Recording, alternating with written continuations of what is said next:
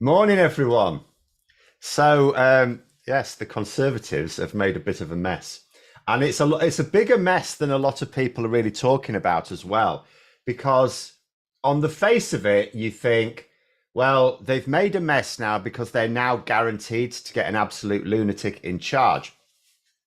But that's not what's the most damaging thing here. That is damaging because if you look at it this way, both Kemi Badenoch and Robert Jenrick are like because it's quite common. Anyone who sort of followed politics for any time, it's very common for with the Conservative leadership contest that goes to the members, they have a choice of one lunatic and one vaguely sane candidate. They may not be good candidates, they may both be good candidates in their own way, but you get one lunatic, one rip up the rule book nutter, and one actually can we remember that we're Conservatives, please?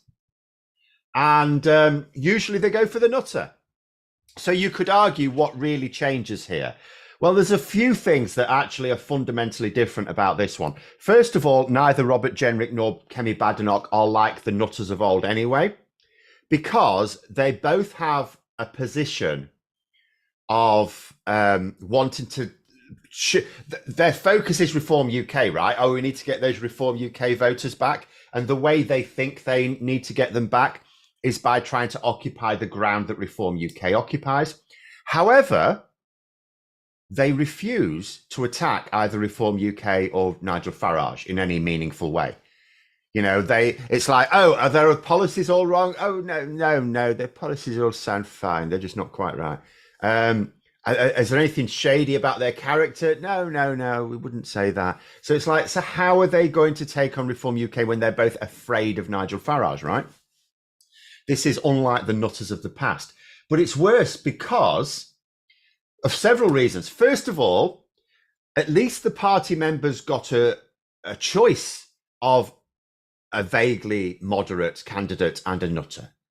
And although they mostly went with the nutter, it was like, well, at least we had the choice. Whereas now you've got tens of thousands of party members who are thinking, hang on a minute, we were supposed to get James Cleverly. There's reports already from some Tory MPs that their local members have been contacting them saying, what the bloody hell's going on there? What's happened? What have you done?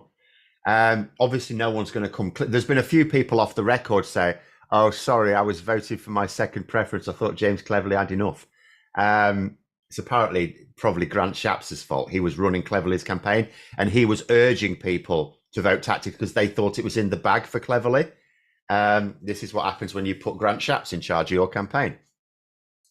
But so there's a load of party members going to be disenfranchised because they're now being asked to choose between two lunatics who want to drag their party further to the right when they don't want them to do that. So loads of Conservative Party members will now be disenfranchised.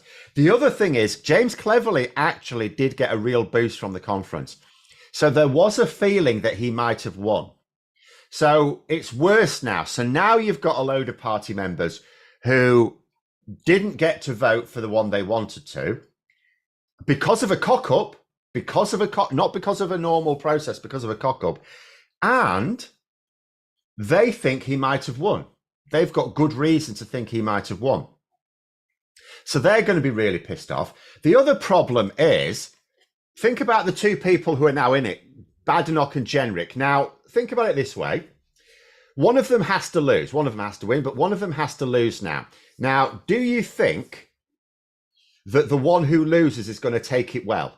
Like James Cleverly has been very gracious. He said, you know, oh, it's how it goes. We now have to unite and blah, blah, blah. He's been very gracious, mostly because really all he wants is a nice cushy position in the shadow cabinet, which he'll probably get. But I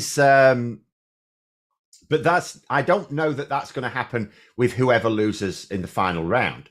Because look at it this way, there's no clear message from the MPs. All three of the ones in the ballot yesterday, in fact, never mind Cleverly now, the two that have gone through, Jenrick and Badenoch, have both got almost exactly 1/3 of the vote from MPs. So there's nothing between them. It was like one vote between them. And it's not even like roughly 50-50. So neither of them can be said to have the support of anything close to a majority of MPs. And then if it goes to the members, so the members now, there's not a lot to choose between them. So if the vote from the members is close, it's like the eventual winner doesn't even have much of a mandate. They're not the clear choice of anyone. At least normally when Tory members vote for the nutter, they tend to win reasonably comfortably, like Liz Truss, Boris Johnson, people like that, Ian Duncan Smith, even to an extent. And it's so that, potentially can't happen. We'll have to see what happens with the member vote. But if it ends up being close. And then the other thing is there's going to be a load of, like, what was going to happen normally, we know that Labour have been hauled over the coals in the media over the last couple of months because, the media wanted to, but also Labour have been very bad at playing the media. But they're waiting for the budget. That's what they're waiting for. I mean, there's legislation coming out. There's the workers' rights bill. I think the Daily Express were having a little mini meltdown about it. Was it the Express? No, they made it about something else. Was it the Mail? Let's have a look. Someone was having a meltdown. Oh, it was the Mail about Labour's workers' rights bill today. But that's only going to occupy so many headlines, right? Mostly it's the budget. They're waiting for the budget. So we had another 3 weeks potentially of the papers talking about crap like gifts and donations and some other bullshit. And now it's there's going to be some infighting. Robert Jenrick has already started calling Kemi Badenoch a Remainer.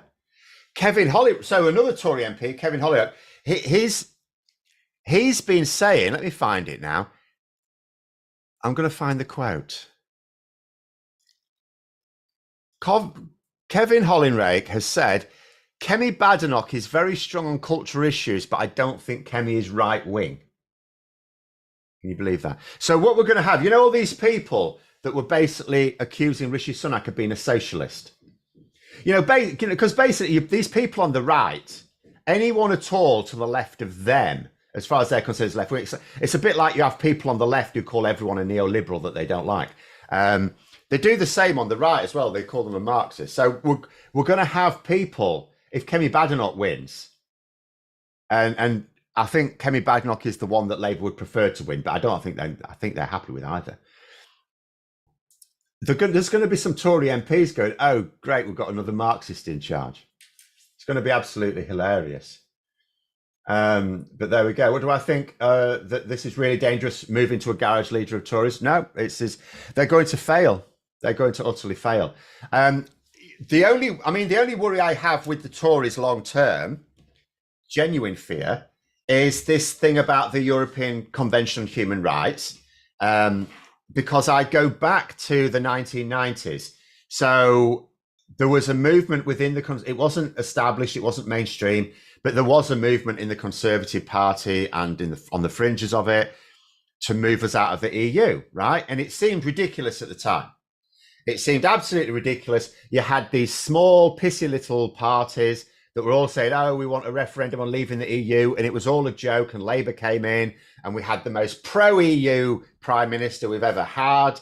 And he was speaking French and all the rest of it. And he was showing, Nigel Farage was just earning a name for himself during that time. Tony Blair famously put him in his box when he visited Brussels. So, so Brexit wasn't a term then, but leaving the idea of leaving the EU seemed utterly ridiculous. It was some fantasy flagship policy of the proper nutters, right? And then, of course, the Tories came back, and what happened? Within a few years, we were leaving the EU. So I do worry about the same thing in terms of the European Convention on Human Rights. I now fear that there's this little kernel within the Tory party that's going to take root, and I think they're going to suppress it when they want to come back to power. I don't think the next Tory Prime Minister is someone who will openly back leaving, but I think that idea will take root in the party, and it'll come as soon as they're back in power, it'll come back. So I do worry about that, but I do not worry that Robert Jenrick or Kemi Badenoch are going to take that forward. Whoever wins is going to fail hard. And do you know what? Whoever loses is going to help the one that wins to fail hard. So no, they're both incompetence. They are utterly incompetent. They're no good in a debate. They're far too awkward. They make too many mistakes. Kemi Badenoch just picks fights, like a Tory MP said a couple of weeks ago. She could start a fight in an empty room. This has been obvious to me. It's definitely going to be obvious to people who work with her all the time. They're both absolutely hopeless. They're actually going to do their own cause a lot of damage. They're going to make it quite unpopular. And I know there's a lot of things that can happen that I can't possibly predict, but they're like, if Labour do mess up again, and they're probably, I mean, they've messed up enough already. They're primed to make other messes. Badenoch and Jenrick are not the sort of people to capitalise. You know, what they're actually going to do is move their party further to the right. They're not going to make far right thinking popular. They're just going to move them away from those voters. And they're going to try and pick a fight with Nigel Farage without fighting Nigel Farage. So this is, neither of these people are going to, it's not just that neither of them are going to become Prime Minister. Neither of them are even going to advance their party's cause. If you think about 4 years ago, when Keir Starmer took over the Labour Party, he sort of changed, you know, a lot of what he was doing to begin with was changing the party under the bonnet, you know, changing the structures of the party. And the Conservatives need to do that as well. But Jenrick and Badenoch aren't going to. They haven't even suggested they would. But there we go. Badenoch, very thin-skinned. PMQ should be interesting if she wins. Oh, it will be... yes, it will be quite funny. But I mean, more than PMQs. PMQs is like the highlight. It's, you know, it's... But really, it will be actual debates, serious debates in the House of Commons, where she's going to get stitched up. Because she has before. It's like Liz Truss. Think about Liz Truss. Before she became Prime Minister, I kept saying, look, I've seen her in parliamentary debates. Not a lot of people will watch PMQs, but they don't really watch parliamentary debates. So, you know, and I said, I'd seen her, and I'd seen her getting turned over all the time. Badenoch will be the same, but so will Jenrick. Neither of them are really on top of their game. They're too lazy. And they don't actually have a plan. I don't think either of them have a plan for the party. They just think they just have to have the right policies and all of a sudden they'll get voters back. That's all they think they need to do. They just think they need policies. But they don't. They have to completely reorganize their... I don't think either of them know how to like, even something simple like getting the right people in to manage the campaign or the strategy. I don't think they have that either. Have I got a builder in? Yeah, we've got builders. It has been going on for a little while. The rain has delayed things every now and then, like yesterday, but not today. We're saying that Starmer would demolish Badenoch if they had opposite roles, but as leader of the opposition, she'll be harder to attack. That is true. I don't think either of them, Starmer and Badenoch, will come out well. Oh, no, Badenoch will come out very badly. But if Starmer's got any sense, or if his advisor's got any sense, what they will try and do is bait her into picking fights with her own side, because that is what she will do. She will pick fights with her own side. You know, let's say she wins. Jenrick, there's lots of ways in which Jenrick will feel he's been stitched up. First of all, he can feel he's been stitched up because Cleverly should have gone through, and Jenrick will have imagined that he would have gone through as well. So he will actually feel that he's been denied just by having Badenoch on the same ballot if he loses. And then let's say it's just a very narrow vote with members. He will again feel that, oh, well, she hasn't got... he will, you know, I reckon he will feel that if she doesn't get much more than about 50% of the votes from members, he will feel, well, you've got to now compromise because you don't have... You know, the same people who thought 52% was an overwhelming margin. All of a sudden, if you're on the losing end of it, you don't, right? Craig was saying both will get caught lying to Parliament, but I don't refuse to apologise and correct the record. Well, not necessarily, because there's nothing for them to really lie about. Because going back to the comment, sorry, I've forgotten who said it. Going back to that earlier comment about it's harder because she'll be leader of the opposition. So there's not a lot for her to lie about because she's not in power. She's not in government. There's nothing There is nothing for her to lie. I mean, she can tell lies about statistics. She can misuse statistics like Rishi Sunak used to do, but you're not going to find yourself in front of a standards committee for that, or privileges committee or whatever. So no, there'll be no repeat of Boris Johnson here because she's not in power. And she will lie. Yes, absolutely, she will lie, but she will lie in a way that politicians never get pulled up on. It'll be misrepresenting statistics. So, fact checkers will be all over her. But there we go. It says, Ivan, they're saying, mine and other people's vulnerable brains will not cope with Jenrick and Badenoch's harmful and toxic rhetoric. But it'll be very bad. That's the point. I worried about Suella Braverman. I thought she was too toxic. And even as leader of the opposition, I didn't want her to become leader of the opposition because I thought she was potentially quite dangerous. Whereas Jenrick and Badenoch are just bad. They're bad at it. They're not going to last. So what's going to happen is they're going to build a sort of project, and 2 or 3 years later, their MPs are going to rub them out and start again. I actually joked yesterday. That James Cleverly might have. I said we should start a rumor that James Cleverly deliberately threw the contest because the next leader's doomed anyway. So we can wait for Jenrick and Badenoch to burn themselves out and then waltz in later. And some people are taking it seriously as if that's what he might have done. I really don't think it is what he did. But, he could come back. He could absolutely come back after this. I don't think whoever wins this contest now, I don't think is going to lead the party into the next election. And I also don't think the other one will come back because let's say Badenoch wins, but it doesn't matter. You could say Jenrick, it's the same thing. But let's say Badenoch wins. When they get rid of her, there's a good chance they won't just think that she failed, but that her ideas failed. And as Jenrick has largely the same ideas, not exclusive, there are some differences, but as they have largely the same ideas, it could well be that party members decide a bit earlier than usual that they went too far to the right. So Plum Dove saying, trouble is we need a healthy opposition, isn't it? No, that is true. Absolutely true. And I absolutely get for non-partisan people that, yes, you want good, sensible leaders to be leading all of the political parties. Absolutely appreciate that.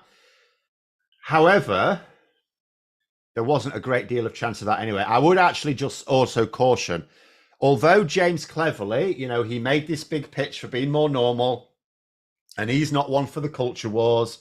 And I totally agree that James Cleverly would have been a much more credible leader of the opposition.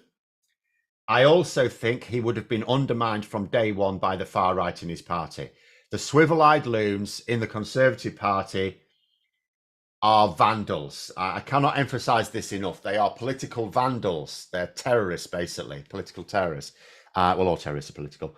And they won't kill anyone, but they will happily split the party. Remember, the reason why the Conservatives went along with Brexit, vast majority of Conservative MPs did not want us to leave the EU, let alone the Single Market and Customs Union. Even Eurosceptic Tory MPs, there was plenty of them. Even they didn't like the EU, but they felt that as long as it was going to exist, we should be inside it. There were very few Tories who actually thought it was a good idea to leave the EU. It was at most a third of them, and that's at most. And so as a result, really, they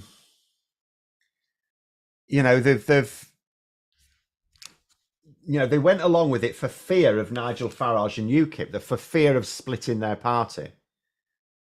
And that UKIP would become this established party and they'd lose Tory MPs to it. They'd already lost a couple. And that this would happen and you'd end up with two right-wing parties in politics. So they thought, well, what we need to do is we need to leave the EU to make this stop happening. And it hasn't, of course. It's now made it much, much worse. And they're doing the same thing now. They're doing the same thing. They're going to allow Jenrick or Badenoch in, as a way of trying to keep the party together, keep it from splitting. Because if anything, Reform UK are now a bigger threat than UKIP were. So they're making the same mistakes. But there will come a point where they decide that it's not working.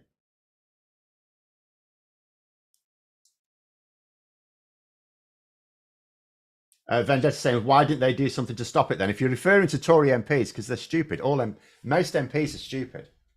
I cannot emphasize this enough. I keep saying it's the biggest thing I learned as a young person following politics. I used to think MPs were like good at politics. They're absolutely terrible. There's like the difference. I was doing my own script today. I think the difference between a good government and a bad one is like a good government has maybe 10 people who know what they're doing, maybe 10. And what you do is you make one of them the leader, you put the other one into the most important positions to your core voters, and then hope the rest of them don't mess it up too badly. That's it. Hardly any MPs know what they're doing. They're all idiots. Almost all of them are idiots.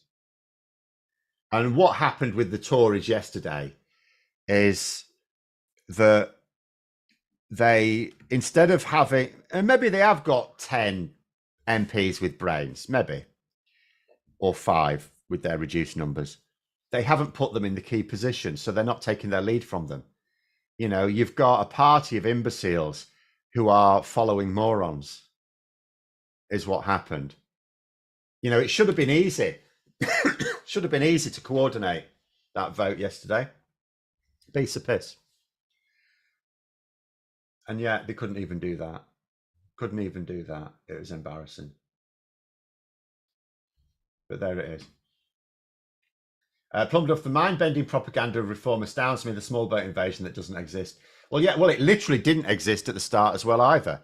I mean, the big hope has to be that Labour, if they get rid of that, the Labour have to get rid of that. But I mean, we know the only way to stop the small boats crossings is with proper asylum processes, like asylum routes outside of the UK.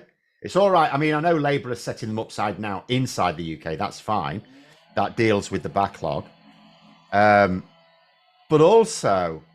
we need those processes outside. They say, oh dear Phil, this is a bit depressing. Being led by it is not what we want to hear. Well, but we are. MPs are idiots. The clever people are the people running the campaigns, the ones who win anyway. If you put an idiot in charge of your campaign, you're not going to win. So those are the clever ones, the ones running the campaign, but it's not the MPs. The MPs just follow the script. You need some clever MPs so that they can appoint the clever strategists, but it's the strategists in a party that are the clever ones. Assuming you get the right ones. Like Rishi Sunak went wrong because Rishi Sunak's not an idiot. He came across as an idiot, but he's not an idiot. You know, he's quite clever in his own way. He just was politically naive, and he appointed the wrong people. Yvette Cooper and Lisa Nandy, good. Well, they are in their own different ways. Yvette Cooper's a very good administrator.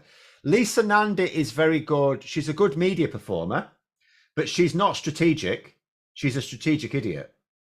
So even the likes of Nandy and Cooper, who are, you know, two of Labour's best, they have their strengths, but they don't tick all the boxes. They've also got their weaknesses. You know, both of them are very good at the dispatch box. Both of them are very good in debates. Yvette Cooper is very good she is strategic. Lisa Nandy is not strategic, but she's a better media performer.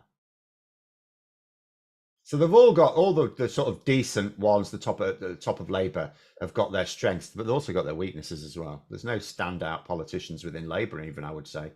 Maybe one of the new ones will become. Joanna say you tend to find the clever people do the work, the idiots are the face of the show. Well, what you often find, and remember, political parties no different. Many of you may work in a large organisation, right? And if you do work in a large organisation, I mean, like multiple places around the country, it's like a big place. you will almost certainly recognize this unless you are the person in question, in which case, sorry, but never mind.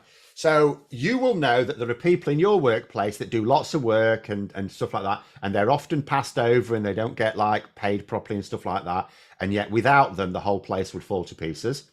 And you will also know that there are people who do very little work. The rest of their team picks up the slack.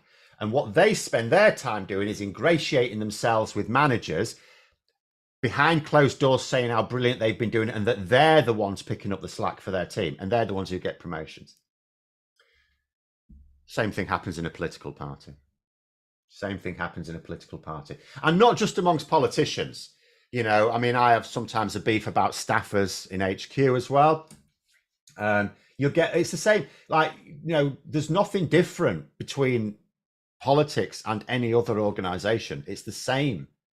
It's the same sort of people doing the same sort of things. You know, the ones who are really good. I mean, sometimes in politics, the ones who are genuinely effective will rise to the top because you sort of have to. Otherwise, you won't win elections. But, you know, you still get the same sort of behaviors. How does this look to people who aren't that interested in politics? I don't actually know. That's quite interesting, wouldn't it? I think they'll probably just shrug it off. Because at the moment, I mean, we know from polling that a lot of people aren't that interested in the Conservatives right now. We also know people aren't all that impressed with Labour over the last couple of months. But we do know that they're not, you know, the Conservatives are not benefiting. People aren't thinking, oh, I wish we had the Tories back. So it's, so ordinary people don't really care about the Tory leadership contest. I think even a lot of people who are interested in politics don't care either. A lot of people really are just pissed off with the Conservatives. You know, even on like videos that I've done on the Conservative leadership contest have tended to do less well than other videos, except for the one yesterday on Jimmy Dimley messing up. But that's because it's like, you know, it was unexpected. It's shocking. But generally speaking, if I look, my Conservative-based videos don't do as well as even some Labour-based videos because people just, they're sick of them. They want them to just go away and crawl under a rock. There's a lot of people who would not at all mind the Lib Dems replacing them as the main opposition, myself included, but, you know, I'm biased. They say, I just want people with a sense of purpose who are clever enough to know when they need good advice and expert input. That's actually more difficult than you imagine, though. And there's very few MPs. You've got to remember the way an MP is selected. You know, and the way an MP is selected. So I went to my selection. I took part in my selection. We had 3 people shortlisted. Now, at least if you've got a good shortlisting process, you will make sure you don't get any complete idiots, right? But you can. Sometimes there isn't really much of a shortlisting process, and you can actually end up with proper idiots. So that also depends on the party leadership. If the party leadership is not good, then the shortlisting process will also be bad. But if you've got a decent shortlisting process, you hear from however many candidates, we had 3, right, shortlisted candidates. They all give a bit of a spiel, and then they take questions. Now, the way the questions were organised, we didn't just put hands up. We had to submit questions, right, handwritten questions. And it was the person who was organising the event that chose the questions. So what I saw within my local Labour Party thing, the questions that were selected were from the main people they knew. They basically picked questions from their mates, not the candidates, the person who was organising it, right? So straight away, you've got some bias involved in the process there. Then the candidates answer the questions. Now, I'm going to say the person who won, by the way, in my area, I'm perfectly happy with them. But I'm going to say this, at the selection meeting, he did not answer the questions, which you could argue is a good political skill, but he didn't answer the questions. So we ended up picking someone who, the reason he was picked, I'm going to tell you this, he wasn't the standout candidate. It was all right. He's not the standout candidate. He was picked because all of his mates turned up there. And the other 2 candidates were from out of town, so they didn't have a load of mates there. That's how they're picked almost all the time. That is how they're picked. And the only other way that they're picked is, and we know Labour did this too much, I was appalled, is if the leader basically parachutes ones in. Now, that can actually be justifiable, because if you've got someone who's really good, then yeah, we want them in the party. We want them in Parliament. But it's the leader who decides that. The leader and their advisors who decide. Well, what if their judgment's flawed? So there is no robust system of getting good MPs. It doesn't exist. And voters certainly don't pick the one that's the cleverest. So we have absolutely no one. Tansky says Tories will have Farage as leader for the next election. No. How does that help Farage? Farage will only do that if he thinks he can win the election, because he's about the grift. Farage's grift relies on him being the anti-establishment figure. It doesn't rely on him being in power. It relies on him being, he's about, remember, okay, Nigel Farage is a political beast. He has political, I'm not saying he's not like Boris. Boris Johnson has no political beliefs, really. He's a libertarian, that's about it. He was all about the money and the power. But Nigel Farage is still mostly about the money. He doesn't want power unless he can get proper power.